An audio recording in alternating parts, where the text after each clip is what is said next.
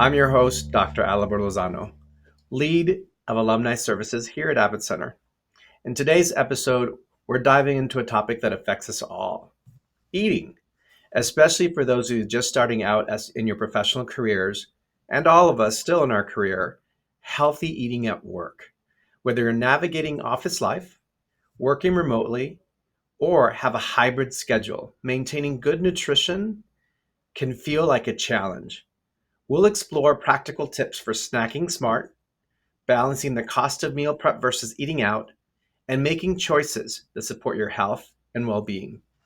To help us explore this topic, I'm joined by Janet Lopez, an AVID alumni and assistant professor at the University Central Florida in the Department College of Nursing.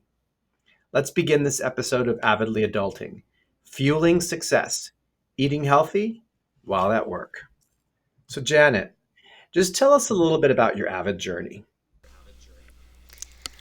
So I started an AVID in eighth grade, and I was an AVID from eighth to 12th grade. And I don't think there's no words to describe how grateful I am to be an AVID. I'm especially thankful to Mr. Jackson, who was my AVID teacher. He really provided me with the tools and skills I needed to be successful. And not only did he just provide those tools and skills, but he also believed in me and showed me that there was much more for me to achieve. And I am very grateful to Mr. Jackson and Avid for that. And till this day, I actually still contact Mr. Jackson to give him updates.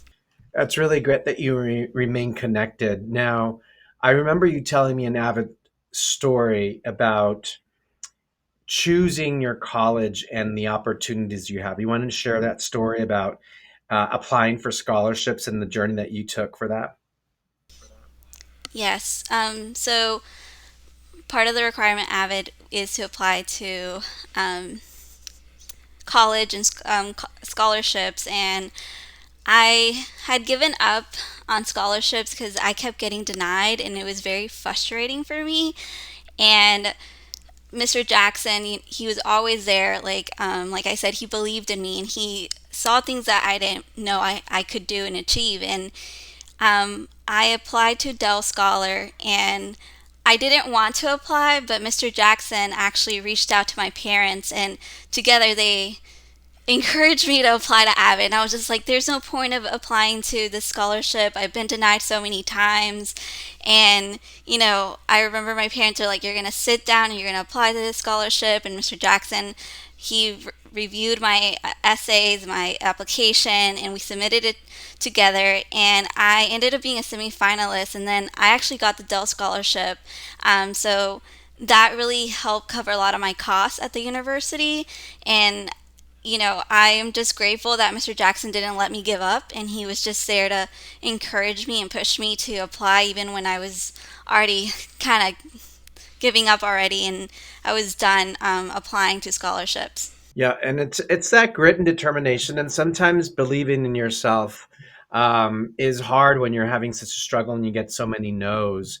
It's that way we can compare it to our healthy eating life habits, right? Sometimes we get so many no's. In other words, we fail so often that it's hard to take that step on again and retry to go back into a healthy eating habit that really becomes your fuel. So let's get into your interest in health and health medicine and talk about your role. What fuels you in your current job? So, I'm a nurse scientist, and I'm creating new knowledge and addressing health disparities and health inequities. And I think the best part of my job is giving back to my community and serving the Hispanic Latino community. My goal is to bring culture appropriate care, that people feel that they're being seen, heard, and people understand where they're coming from, and we can better address their health care needs and address these inequities that we see in our communities. I also enjoy working with students and now supporting their success. So I'm giving back, and I think that's just something beautiful that I'm able to do in my career. That sounds really great, Janet. We all love food, but we need to make sure that food is both fueling us and, sometimes or a lot of the times bring us joy. Why do you turn to food for joy and in times when we are struggling?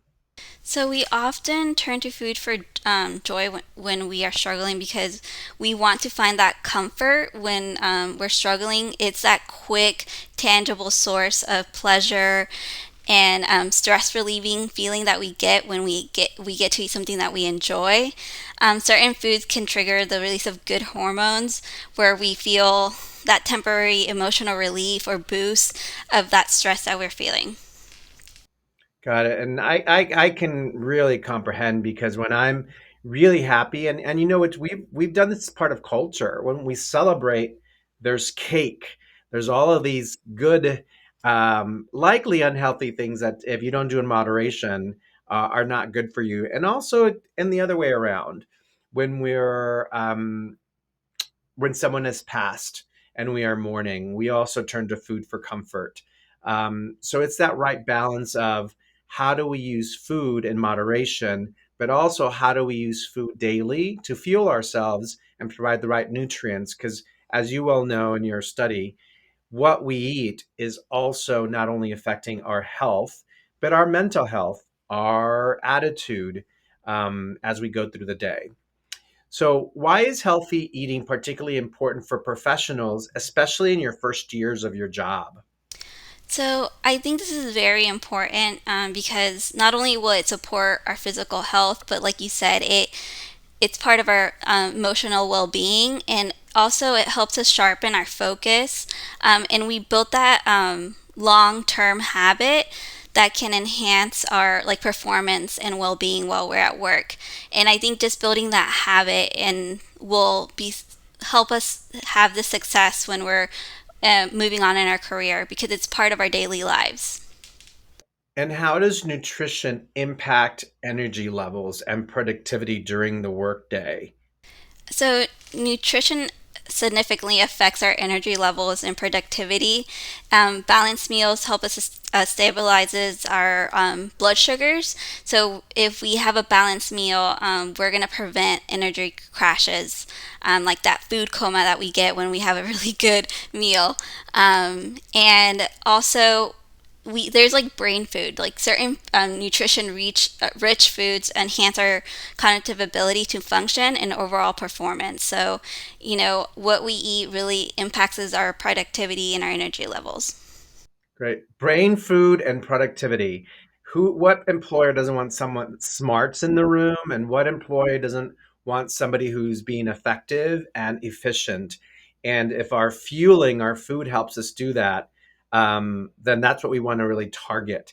Just off the cuff, what are some brain foods that work for most all of us, regardless of our demographic, our ethnicity, or some of our dietary specifics that we've inherited? Or where we are in our condition today. Yeah, so I think some healthy snacks or those brain foods include nuts, fruits, veggie sticks, whole grain crackers. Those are easy things that we can pack and take with us, and are just easy to store and just provide that sustained energy throughout the day. Especially if we want to snack, it's important to have those small things that we can have in small proportions too.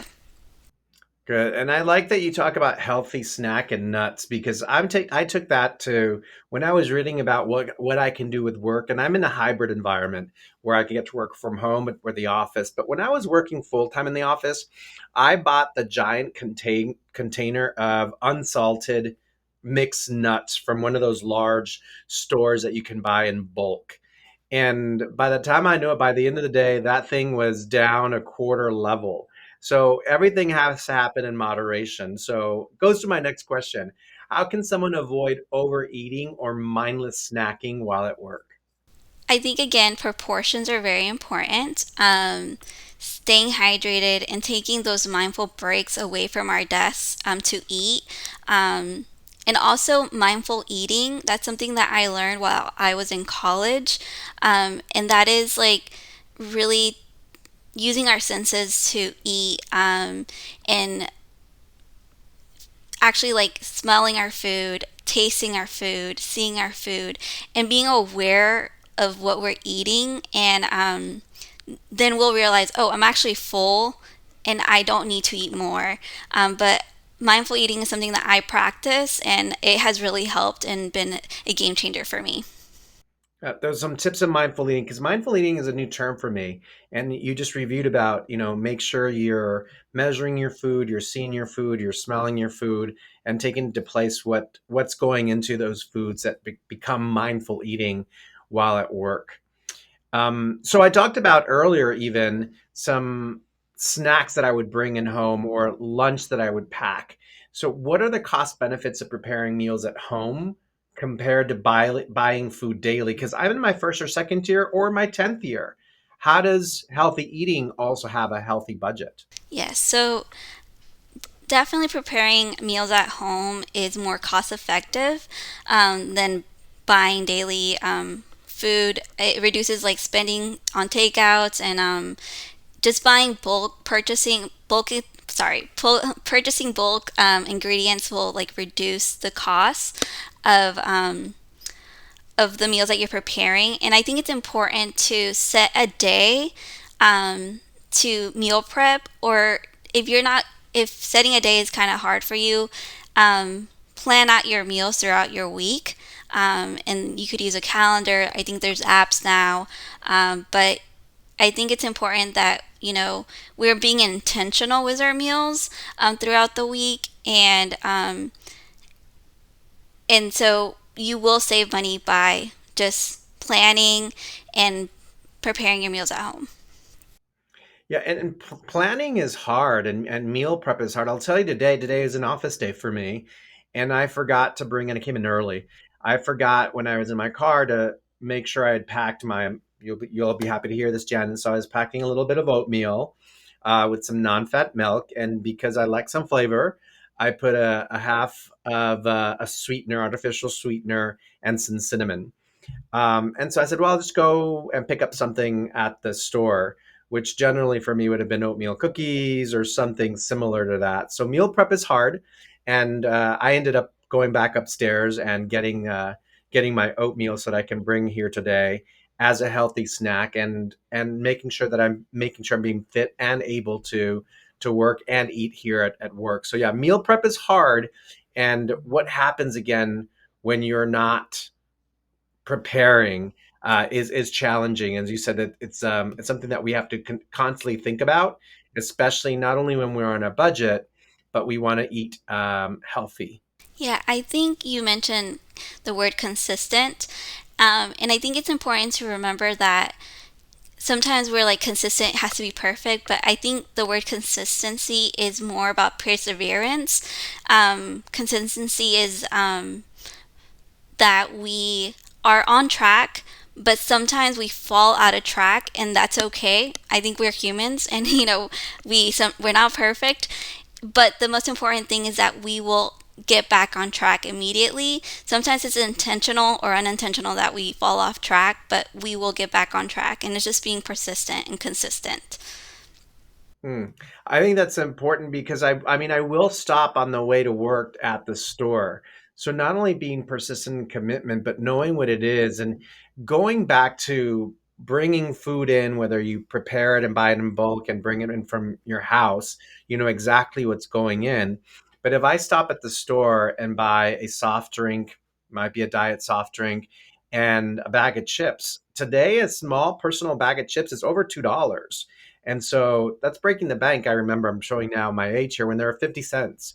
And so it's not nutritional for me and it's also not nutritional for my wallet.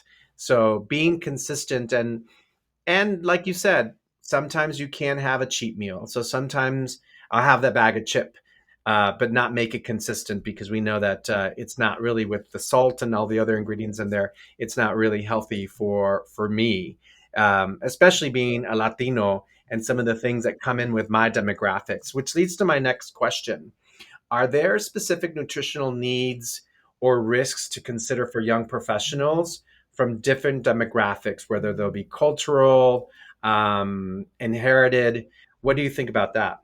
So, with the Hispanic population, I also identify as Hispanic Latina, and that's the population I work with. Diabetes and hypertension are a risk factor among this population. So I think it's important to consider like our salt consumption, or like, how much sweets do we have.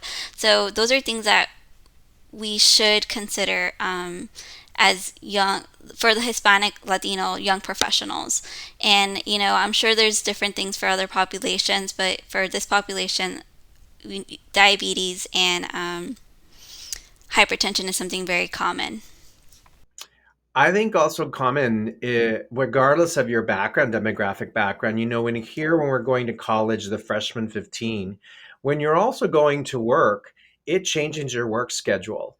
And many people have healthy exercise habits, whether they're going to meditate for 30 minutes, or they're going to walk for 30 minutes, or they're hitting the gym and doing 30 minutes. When you go into work, your schedule is thrown off, and obesity might come into challenge, and some of the hypertension and diabetes, regardless of background, might come into effect.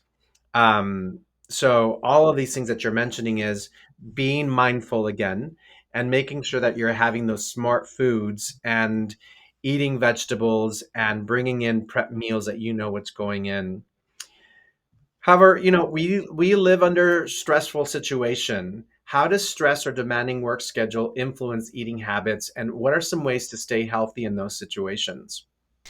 So I think stress and demanding schedules can lead to poor eating habits, like skipping a meal or indulging in junk food. I've been there. But again, I think that realizing that, going back, like, oh, I've fallen off track, I can get back on track. But again, meal prepping, healthy snacks, mindful eating can help maintain a balance during a busy time, and also taking time out of your busy schedule to eat. Like, you sometimes we eat in front of our desks, but just make that time to like step away from our desk, eat, because that will refresh our mind, and be present while we're eating. That's either with sharing a meal with someone or just eating outside. That's something that I do. I like to go outside and eat.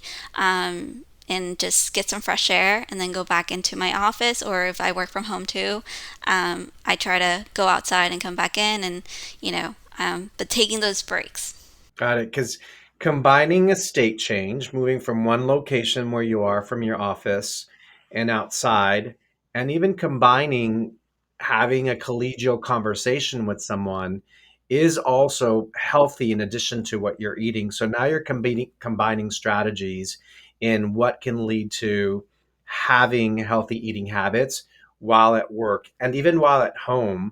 If you're in your office at home, then move to a different space, or perhaps go outside in your patio or your yard.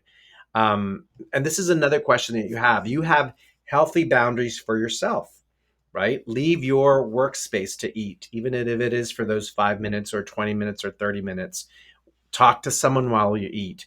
But how can someone set boundaries with coworkers when it comes to food, especially when we have to decline donuts or having additional unhealthy snacks in meetings?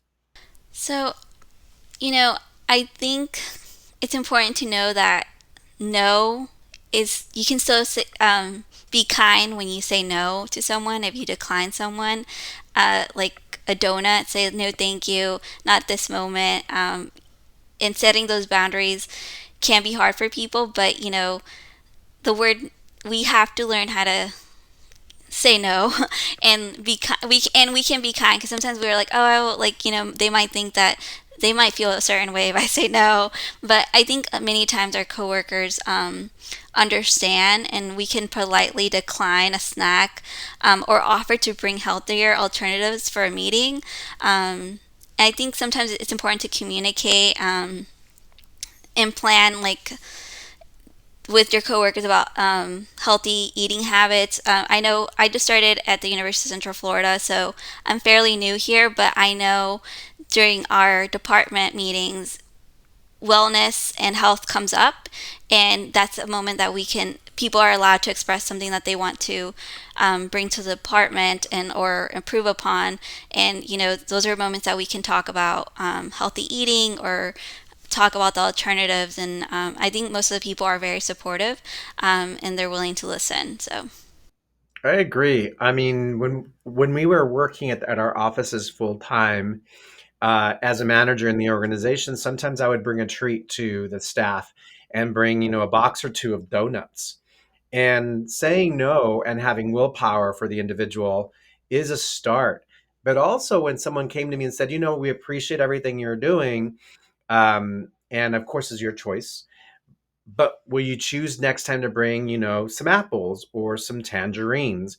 And until someone spoke out, I didn't do that. And then so the next time I would bring one box of donuts, and then the weekend if I had gone to that store that I buy in bulk, I was able to buy some apples or some tangerines that gave people a healthy alternative to eat, and would either treat themselves to a sweet, or because there's a cheat day, if you will, and or they could balance their choices with healthy eating, or the donut. So I agree with you. It's having to say no and having some willpower, or bringing in some healthy eating yourself, or asking that person or your organization is a good start.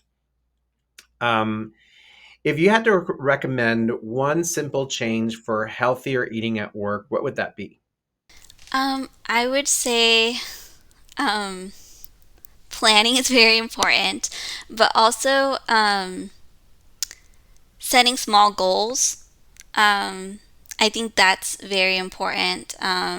Small changes, like start incorporating vegetables or cooking a meal once per week. Gradual adjustments can make things like a more sustainable habit. And I think I don't know if you've heard of SMART goals, but we use those a lot in nursing, and I'm sure I've also learned it in AVID about SMART goals. So being using SMART goals and just work towards that, and then planning, and using the like your proportions and being mindful of what you're eating and just while you're eating. Um, and be kind. I think it's good to have a good relationship with your food. So, Nice. And having a good relationship with yourself. I mean, healthy eating begins with self-respect. That's a quote I'm paraphrasing from an unknown author. But even having those healthy choices, I remember in transitioning from working from home mainly, I would leave in the morning to take a walk so that I would have a state change and then come back to the office, my home. And I started to pick up a habit of picking up coffee, and I'm not a large coffee drinker, and so the introduction to that was a latte. And then what I realized, not only the cost of a latte per day, but the calories in a latte that were in there. And the choice as I had to make was then, do I have a diet soft drink if I'm going to have caffeine now? Or do I just drink regular coffee with some sweetener and low fat milk, and make those type of choices as we continue to make those choices at work, whether you're working from home, whether you're working in office in a hybrid situation, and especially as you're getting this new routine as a first or second year professional. You gave us some tips about writing SMART goals. Are there any apps or resources or tools that can help young professionals or anyone who's looking to start on a healthier approach to eating while at work or just in general? so I don't use any apps, but I did look one up. It's MyFitnessPal, but at work where I work, there's a lot of resources. Like we have an online website where we can all go and if we're looking for nutritional information or mental well-being. So there's resources. Most jobs have resources where you can go and seek help. There's also books, but that and there's also like there's new technology like Whoop, Apple. Also, you can track stuff on your health, but I think using um, these apps or like a technology that helps you track, helps you stay motivated and track your nutrition. But I personally don't use that. I am more about writing down um, my like my goals, or I journal, and I think that helps me. But that's, every person is different, and I think I prefer the journaling and writing things down. I appreciate just writing things because we've said it earlier, and one of the things that our founder said, I'm paraphrasing her, Catherine Swanson, when I have a vision, right, when I'm thinking about a goal, how do I know what I think until I see what I write? So, writing down your plans, in this case being nutrition and your diet, so that you can be rightly fueled for work, is a good step. And yeah, I too use the challenge has always been using your device, whatever brand you have, usually has a tracking measure. And I'm always trying to see through that icon if I've reached the 10,000 steps, in addition to the other ways that I add exercise and health and fitness into my life. But those are some good advice tips that we have there. I'm gonna add this because a lot of people, or some people, also travel for work. What are some tips, and this is, I'm asking off the cuff, I know, Janet, that you have for those of us that are traveling, or those people that are traveling for work and it's limited? What should we do to make sure that we are making a conscious choice to continue our healthy eating habits? Or that might be a choice where we decide to give ourselves a break. But what are some tips that we want to continue those healthy eating habits? I think if we do, we're not gonna have an opportunity to cook unless we do have a stove or somewhere to cook. But if you do go out to eat, I think it's important to look at the menu, select things that have more vegetables, or that read the nutrition labels, because nowadays you can see how many things, how much calories they, most restaurants or places provide the nutritional of like the meals that they're providing. So I think looking at that would be something that could help. Um, Also, if you're gonna buy snacks, because sometimes we do get snacks, go for the healthier options. Or if we're not able to have a healthier meal, I think just having a smaller proportion of what we would have, um, of that meal that might not be so healthy. Thank you for that advice. Now, I'll tell you a little secret here. It's always a work in progress, and that's what you've also mentioned for us. It's, start with the goal, make sure they're attainable.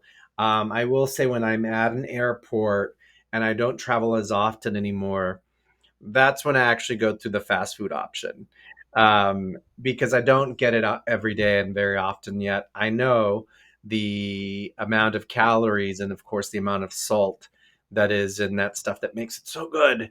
But that's some things that I do. But when I travel, I use your advice. I will either bring, again, now I get to put in a Ziploc, just some nuts. It's not only a healthier option, but if you try to buy nuts either at a hotel or at the airport, or you have to go somewhere to pick up some of this food, if you're trying to be healthy while traveling, it becomes more expensive. So, meal prepping and planning ahead when you're also traveling for those opportunities where you can is also really important. Janet, I really want to thank you for your advice and helping us explore healthy eating habits while at work. Some of us are working from home, some of us are working um, in an office, and some of us are doing a hybrid. But what does it mean? And I like your takeaways here. These tools will help inform us make choices to improve our mental and physical health, and not to mention our wallets that we've been talking about. I want to thank our subscribers for tuning in to Avidly Adulting. And remember, as Janet has let us know, healthy eating doesn't have to be complicated or expensive. It's about making small, intentional choices that fit your lifestyle and support your well being. Since we're talking to Janet, I wanted to end with this quote from Hippocrates.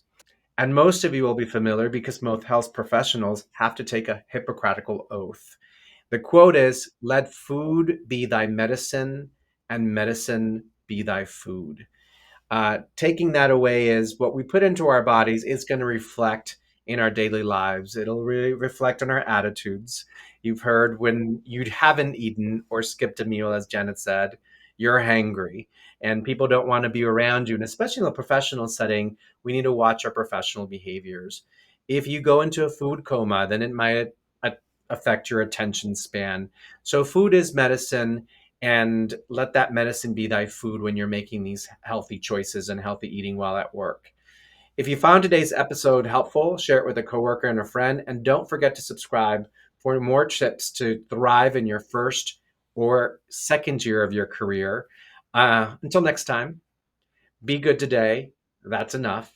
And together, let's strive to be great tomorrow.